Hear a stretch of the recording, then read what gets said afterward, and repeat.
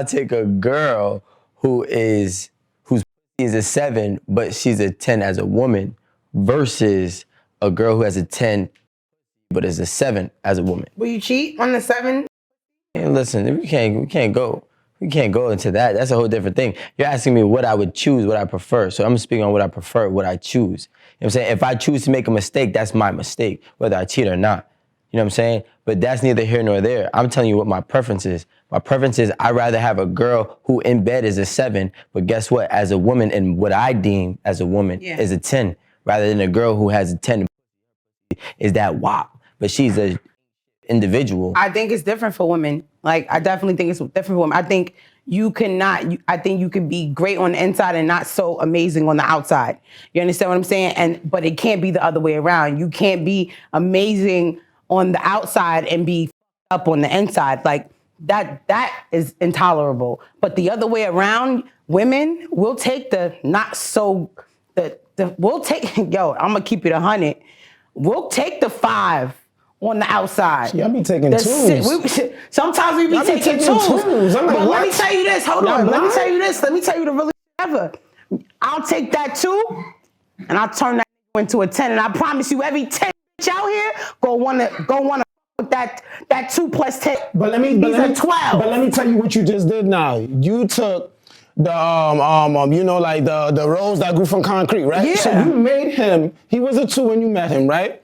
Holiday's a 10, she's bad, everybody want Holiday. And he was like, yo, how did 2 get a 10? And what you did is create a monster. So if you wanna create this 2, you better make sure he's in check. You better make sure that he knows his place in lane, because you done now unleash the monster. I'm not saying for every guy's gonna be like that. Right. But y'all women, when y'all out there taking these 2s and -1s, and so help me, y'all think y'all, I got me an ugly dude, he ain't gonna act up. Nah, the ugly dude start smelling his sweat. No, it's he start acting like, yeah, I'm that dude. I'm just saying, be careful with that. It should be a balance. Just saying, be careful. It's not a sure bet that 2 is gonna, gonna be that guy. Just be careful with that. But just saying. It's always the ugly guys and the fat guys who wanna act crazy. But I'm gonna say this. So stop picking 2s. Sometimes we're picking 2s and 2s. And I'm gonna break it down why. We'll meet a man and think that, okay, he's so cute. But we're not paying attention to the fact that he's smoking the weed all day. He has some type of internal issue that we're seeing, that we're looking past, but we're looking at the cuteness. We're looking at, he got the bag. But we're not looking at, why does he smoke weed from 9 in the morning till he goes to bed at night? Why is it that he's so having anxiety issues? A lot of us don't pay attention to the internal issues. We just look past all of that and see the bag, he look good, he got good dick. But it's a lot of us out here are struggling mentally. And we're using marijuana, we're using liquor, and we think that's normalized to society because we think that, it's nothing wrong with it. He just drink liquor and smoke weed. That is exactly the conversation. Wait. That is exactly the conversation me and Alan was having. We were going from saying that we're attracted to why is that we pick people and not look at the direct issues in people. We don't. We look at just, he looked good. She got a fat ass. She sucked it good. Whatever it is. I'm just a little confused because like within a relationship, your significant other that you choose, honestly, is a reflection of the traumas that you deal with within yourself. That is true. So honestly, like, if he's smoking all damn day, then what's your habit that you do all damn day? Sometimes you don't even have to have a bad habit. People, you know what I'm saying? Yeah, but I'm going to say this. Sometimes you don't have to have a bad habit. We normalize somebody's behavior and think it's just okay. He just smoked weed. And because he looks good and he fuck you good and he snatch up your soul, you're not even looking at the internal issue that person has. Not for nothing, like, I socially drink, but I'm a stoner. And I'm here, like, completely functioning here with all of you guys talking and vibing, and I'm actively here and present with you. I'm giving you like some form of a message based on the character of the person that I am, regardless if I'm high or if I'm sober. So not for nothing, like I smoke with my significant other. Okay. We all smoke. Day. I mean, if we do a certain day, I'm gonna tell you what we do all day. For certain, we make money all day, regardless if we're sober or if we're high. It don't matter. We're getting to the bag. Look, my goal is success. My goal isn't to be the highest fucking kite in the fucking world. No, I suffer from anxiety and depression just like everybody else. I don't drink as much because I have traumas with drinking based on my family. So I smoke often. And that's not an issue. That's And not an it's issue not an that somebody issue. smokes. Yeah, it's not But an like, issue. But like, so- if I am a woman sitting here telling you that I am actively smoking consistently, then like, we cannot talk about the men who smoke consistently either. Look, don't choose a bum. Wait. Like, just don't Yeah, choose a bum. at the end of the day, Yeah. she's really right. You But have this is like what I was- certain morals. Yeah, well, at the end of the day, listen, you are a reflection of what you are attracted to. You know what I'm saying? It doesn't have to be necessarily smoking. You're talking about somebody who has a lack of drive. And at the end of the day, if I have a lot of drive, I'm not gonna be attracted to a woman, you know, in terms of a whole relationship with a lack of drive. It's just never gonna work. But when you're talking about right now is what do we want? Or what are you looking for and what you want, to be honest? Because people be sitting here and say, look, I want Holiday, right? Holiday looks like she's a 10. But guess what? I don't know what it's like. If I'm a 2, I don't know what it's like to be a 10 or what it takes to be a 10. I can never understand Holiday. Holiday can't understand me because she don't know what it's like to be a 2 on the outside and a 10 on the inside. So now you have a conflict of interest because you're searching for the wrong things. You know who that guy is? It's the guy that you date, like, just from experience. When you're an attractive girl, you're dope and all of that, he may not be so attractive, but he's dope in the inside, right? And you find those sexy things about him, but let's just stay on topic. He's not a 10 on the outside, and he's a 10 on the inside. But you're a 10 on the outside, and I just speak for myself, I'm a 10 on the inside, but some may say I'm a little toxic, so I might be a 5 or a 6, or I don't know, on the inside. However, speaking truthfully, he doesn't understand my lane. So he will always feel like he's not enough for me. I can't relate with him with how he feels when he walks outside, because I'm like, why you feel like that? You with me. I chose you. It should be good enough that you dated me. So, I mean, there's been many times, right, where I seen a girl and I'm like, damn, she's a dime. I wonder if actually, like, her inside match how she look on the outside. You know what I'm saying? And there's been many times where I start to see how she is as a person. I'm like, damn, I really don't fuck with her mentally or spiritually, right? But me being me, I'm attracted to the outside, you know? So I'm still gonna do it for, and what's it called, chase after her and still try to have sex with her, whatever the case may be. I just won't keep her long term. That reminds me. Hold on, wait. There's one thing. Let me finish. I feel like at the same time you also gotta respect everybody's opinion. Cause sometimes there's been points in times in my life where I don't care how she's in the inside. I just want a girl that looks good. So if she just looks good, you can't fault me for being shallow. But that You know what I'm doesn't saying? scream longevity. I mean, it doesn't, but what happens if that person is like that for a long time? I mean, look, I just feel like there's a heavy emphasis on like this twin flame, like significant other obsession.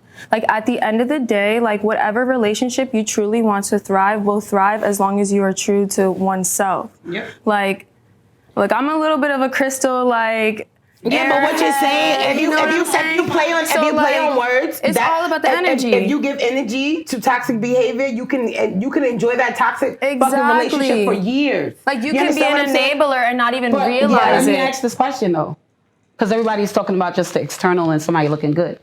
We're in COVID-19, right? And a lot of people lost their job. A lot of people are struggling with different issues. Are we able, when we meet these people, because I know I'm coming across them a lot, are we able to identify mental issues? Absolutely. In people, because a lot of people are disguising those characteristics. Wait, let me finish 1 minute. A lot of people, People try to play the psychiatrist of people. No, it's not. It's not about playing. How do you know what a mental issue is for I'm them? a social worker. I'm able to identify certain qualities in people. But listen, let me finish 1 minute. Let me finish, brother. Go ahead. It's certain qualities in people that you could pay attention to in a man and a woman, and you could see it. Sometimes we look at the superficial side of an individual, and we don't want to identify the fact that this person is a little needy. This person showed me signs of bipolar. This person showed me signs of schizophrenia. We don't want to identify those sides because we're so into what we want from the individual. What works for you, right? Not saying the attractive guy isn't wealthy too. Of course he is, right? And not saying that won't work as well. I'm definitely not saying that. You know, I'm definitely not saying that. You're saying somebody that's a little lower. But what I'm saying is that and this is such a fine line. Like I gotta really be careful. I want to be super careful with my words because I've dated the fine man who's wealthy, who's all about me. You understand what I'm saying? So that is not the case when I'm saying, oh, I date a less attractive man because I want him to be all about me, because the less attractive man still cheats, especially if he's wealthy. He cheats even more than the pretty boy. You understand what I'm saying? So that has nothing to do with it. I think the mentality, now I know where I want to go with this. It's the mentality of a 4. He necessarily doesn't have to be a 4 or anything like that. The mentality of a 4, where he feels like, listen to what you're actually saying. Yeah, you're literally saying that this man has the mentality of a 4. Yeah, like let's keep it real. Hold on. I'm just saying, it's very abrasive, and I literally just like, I feel like there has to be more of an emphasis on this, like, really coexisting between the partnership. Like, the materialism, like, that is what lies within the superficial thing that we're talking about. The superficial aspect, this is superficial love. It's all within this, the clothes, the jewelry, all these, like, but that these just goes gifts. back to your love language. So if not everybody is wearing Balenciaga or whatever, if not everybody's wearing Balenciaga and not everybody's trustworthy, like, which one would you prefer? Would you prefer him to buy you, like, that gift, or would you prefer him to actually just be a trustworthy man? Yo, I'm gonna keep it 100 with you, right? That sounds really cute. Yeah. The fact of, would you rather a trustworthy man or the Balenciaga? Hold on. Love languages are different. It's a genuine question. Listen. All right, Holiday, answer the question. Yeah, that sounds good in a perfect world, right? But I don't know how happy you are in a relationship struggling. I don't know how happy you are. You may be very comfortable there. Well, you know what? We're gonna get out of this. I'm not talking Balenciaga. This is a bullshit holiday. It's not the Balenciaga, but nobody. But you talking about a trust. You talking about? Hold on, let me finish. You're talking about You're talking about a trustworthy. Why do I have to choose? That's the first thing. Why can't I have a trustworthy dude that brings the Balenciaga? I prefer the Balenciaga. It's not just the answer, because that'll be the fucking clip that you take that says, do you choose trustworthy over Balenciaga? And I say Balenciaga, and the niggas is trying to rip a new asshole. It doesn't matter. But it's not the truth. It's not the truth. What I'm telling you is that why can't I have both? Why can't he be trustworthy and buy me fucking Balenciagas? You can have both based on who you choose as a reflection of what you can give to him as well. I'm not choosing. I'm getting trustworthy and Balenciagas. Just as much as you get is as much as you should give. I'm not choosing. And the Balenciaga guy, hold on. And the Balenciaga guy who's not trustworthy, he can get packed up too, because there's a plethora of men who know how to do both. Listen, all I'm saying is, like, either way, the Balenciagas are going to be paid for because the success will lie within yourself. Because at the end of the day, I'll be honest with you, most women in 2021 are superficial. And most women in 21, they're superficial, and guess what? They rather, in a woman, and it's crazy, I personally feel like in a woman's mind in 2021, most women, especially the new generation, feel like their man is cheating anyways. So they might as well get paid or get gifts by the man who's cheating on them than be cheated on by somebody who can't give them as much. And what's being promoted by all these women is to finesse their men. And that men ain't shit. And this is what we've been hearing for a long period of time. So now I personally believe, and this is just my personal opinion, is that some women nowadays, actually I might even go towards the majority of women is touching that point where they rather feel that to get as much as they can from a man. Because a man, whether he's a 4 or a 10, ain't shit. A man, whether he's a 4 or a 10, is gonna cheat. A man who's a 4 or a 10 can't offer as much, outside of the materialistic aspect. So I feel like we're just, as men, are trying to be milk dry whatever resources that we can give in a relationship because of what's, like, the stigma that's being put on men in today's age. I believe he's right, majority. You're right, Rico. I can't even argue with him. I'm gonna say that, and because of that, it's causing a lot of, situation among men and women. A lot of men right now, because of this superficial thinking a man gotta have a bag, it's fucking it up for us ladies. I'm gonna keep it real with y'all. Yeah, it's messing it up for us big time, because this is the thing. We are out here saying they gotta have the bag, he gotta be this, he gotta be that. So now when the man is saying, I ain't gotta choose you, I could go to another race, goodbye. You know, and that's why you have brothers out here could point out the fact that you're not qualified and you're fat, you're not cute enough, and they go by numbers now. These are the, ladies, we got to look at the fact that if we're out here putting out what we want, the men are going to say the same thing. So now the heat is on us. Like, oh, why do all the men is counting us as numbers? But we out here saying we want the bag. We got to take, it's both of us. It's like a seesaw. You have to take both. Look at both situations. Women, we're fucking up. The men are fucking up. But at the end of the day, anything negative you put out, the negative gonna come from it. If we're out here as women telling the men, y'all gotta have the bag, the men are saying, we don't need you. I'm not gonna lie to you. T, I'm not gonna lie to you, right? When I was in the dating scene and single, after being through like different type of men, right? After Rico saying what he's saying and that, a man is thinking, you're this girl. The girl he just named, he's already dissected you, you're this girl, right? I would take a different approach. Because that stigma is there, if I'm looking for something significant, if I'm looking for something real, even though, yes, I like the glitz and the glam, I would have to downplay what I really wanted to land the man that I wanted, if that makes sense. So I wouldn't ask for anything for a long time, even if I needed it. Because I wanted to be something different for him. Even though once we got into the relationship, he gave, and the more he gave, the more I asked. You understand what I'm saying? I got comfortable. You understand what I'm saying? I was able to say, okay, now I can move how he's talking about, not drain him, but be able to say, I want this, I need this, and know that he's gonna give it to me, right? But in the beginning, if I had came off that way already knowing that he thinks the way he's thinking, that the majority of women are like that, I would get nowhere. Two superficial people could work just like two closed-minded people could work. Whatever you're closed-minded on, you can work. If you're closed-minded on money, if you're closed-minded on just spiritual gains, whatever it is that you two both focus on, if you both match that energy, you both could work. Whatever it is. Okay, so you need somebody to match your energy. Yeah, you gotta match, like, it can be the opposite, right? Or it could actually be the same. You know what I'm saying? Some opposites don't attract, some opposites do attract, but same wavelengths will always still ride with each other. Sometimes it's a friendship, sometimes it's a relationship. I think it's subjective. I agree with Rico. I think it's definitely subjective. Like imagine, right? I'm in a relationship. I've had two different type of relationships. The relationship where let's say I'm dating somebody like Rico. I'm on Clubhouse, he's on Clubhouse. I'm not saying you're in Clubhouse, but just understand the bracket, the age bracket. I'm on Clubhouse. Yeah, I'm on Clubhouse, he's on Clubhouse. We're laying in the bed, and it's not a problem. Like, but versus somebody else who's not in social media and this type of person, they would have a problem with the fact that I'm telling them, you're gonna have to wait. I'm on Clubhouse, and this is building my brand. And I'm in the room with so-and-so and so-and-so and so-and-so, and it's gonna last for about 4 hours. And somebody who's on the same, just like me, is probably on Clubhouse too, building their brand.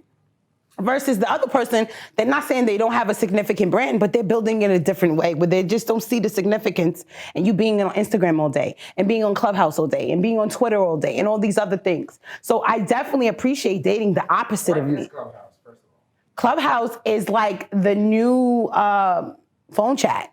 It's like Twitter with audio. With a bunch of cat. Go ahead. Yeah. It's like It is, but it is and it isn't. If you know how to do your research, I feel like this, right?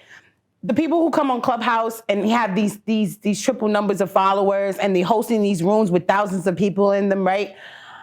You know, in my bio, it says I shake the room. Why? Because when I come in a Clubhouse room, I'm able to sniff out the fugazi because I'm really who I am in real life. And a lot of these people are not that. So what happens is they expose themselves. Can someone raised on love have a successful relationship with someone who is raised on survival? Yo, Rico, was you in my text messages? Hold on, let me go. Hold on. You had him on you've been going. Go ahead. Hold on. Can somebody that's raised on love be in a successful relationship with someone that's based on survival? The only way that can coexist if that person that's raised on survival is open to hearing the person that's on love, and the person that's on love is open to hearing the person that's in survival. Talk more. Talk more. No, because at the end of the day, right? you bringing two people together, and this is my story, this is my story. We have to find a balance.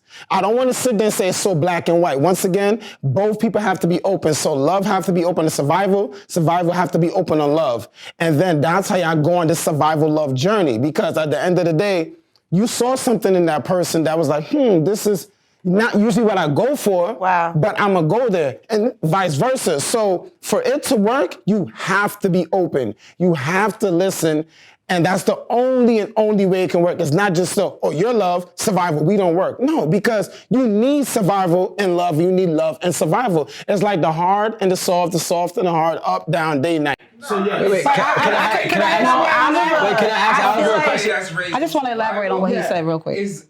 How do you break but that? the person that's surviving, they do low-key want love too, right?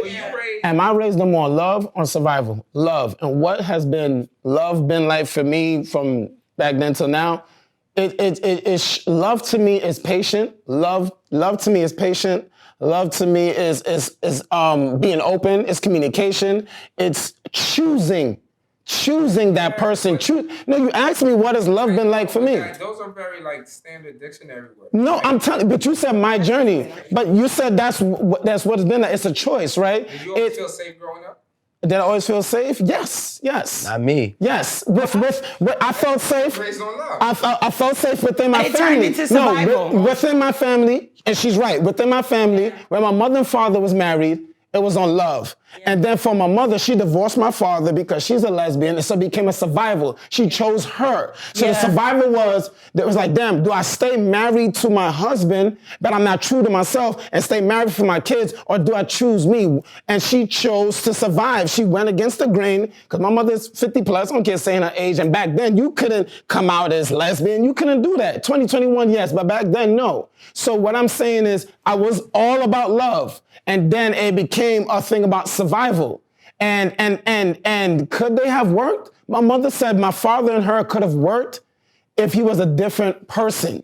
So that's what I'm saying. It goes back to what I'm saying. Oliver, I want to flip what you just said though about the survival and the love tactic, right?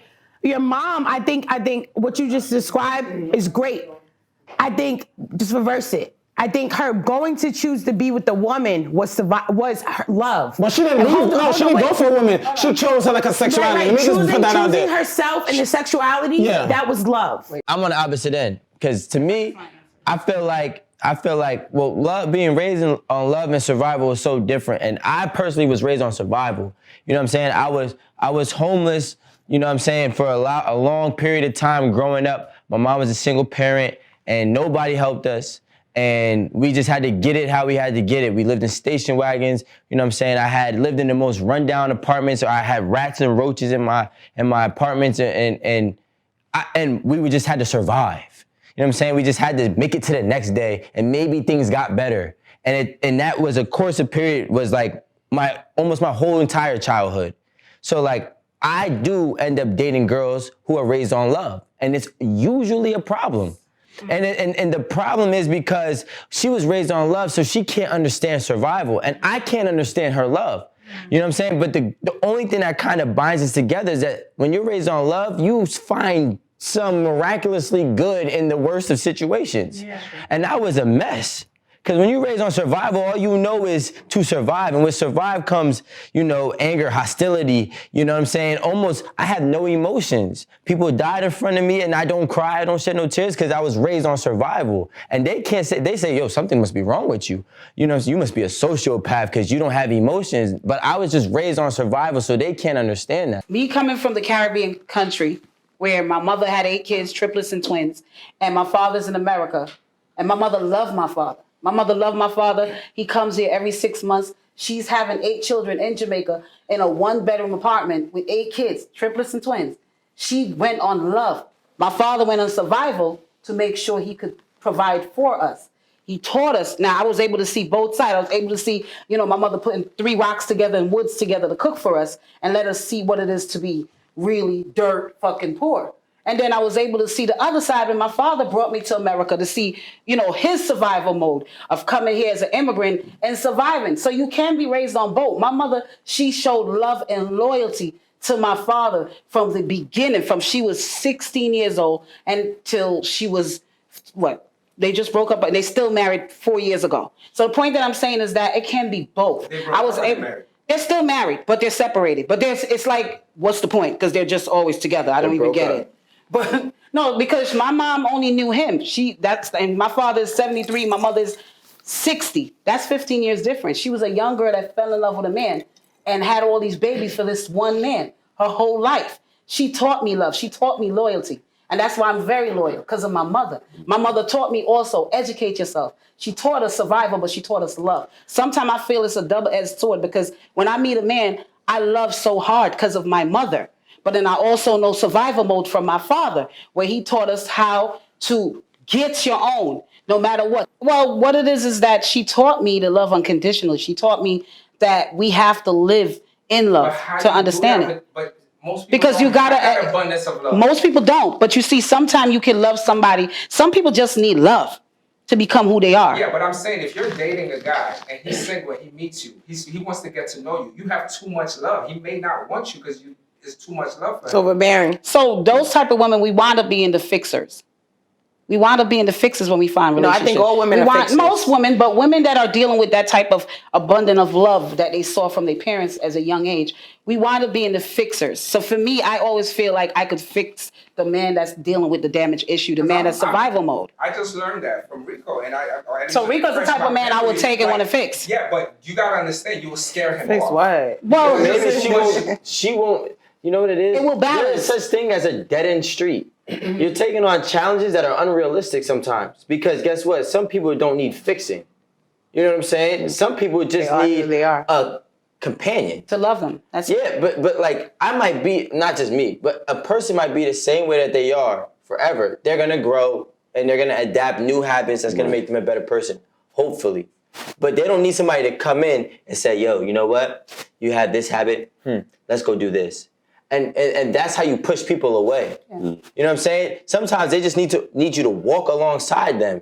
And that's the problem with women that think that they can fix. Fix. When I say fix though, Rico, I'm not saying to come in and change you. Sometimes I'm just you saying, that never saw love could see the love that I have. I understand. It change you. You got to see somebody from Rico's perspective. I get his point. If somebody's a survivor, sometimes too much of a nice gesture could scare the shit out of Yes, somebody. absolutely. Or it doesn't make sense. Absolutely. It doesn't make sense. Absolutely.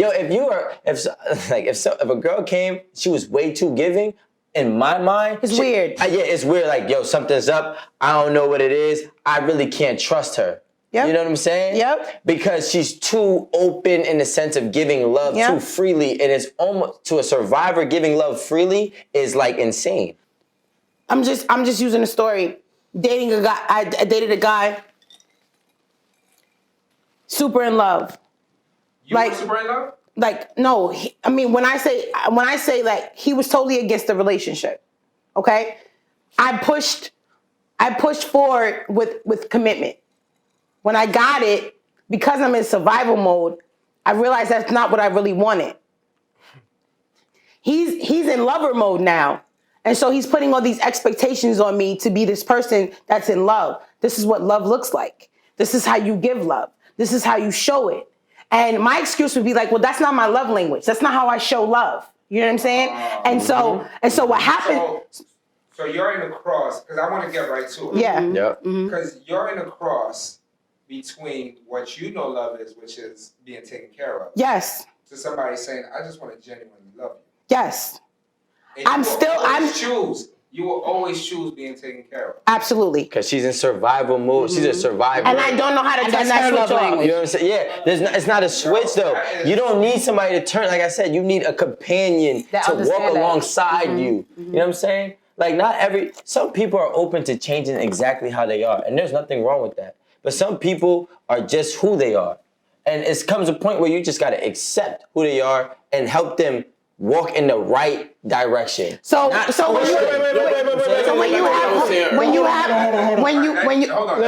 yeah, go ahead. No, just real quick. It just goes back to what I was saying earlier about like asking you questions like, what do you need? Like, what can I do in this moment? And just going day by day with that person because people are always constantly changing. It goes back to that statement that made. But let me ask you a question. Hold on, wait. I'm sorry. This is what I'm gonna say, and I'm gonna be real quick. T said something, Rico said something, Holiday said something, right? They all saying, oh, survivor, love. Cool, that is amazing. Here's another side I'm gonna add to that. People find your fucking tribe. Meaning, sometimes it ain't gonna work. Lover, survivor, survivor, survivor, lover, lover. You find the person that works for you. Because all this sounds like is y'all trying to put a triangle in a fucking circle. Some people just ain't for you. No. I'm gonna elaborate. Because what they're saying is like, yo, I'm a survivor, and Rico said you just want to find a companion that's along the same side as you, right? Sometimes. So he's saying what I'm saying. He attracted someone that is on his page. You find your tribe. That's what he's saying. Why would Rico want to be with someone that's trying to not be his companion, not walk along the same side?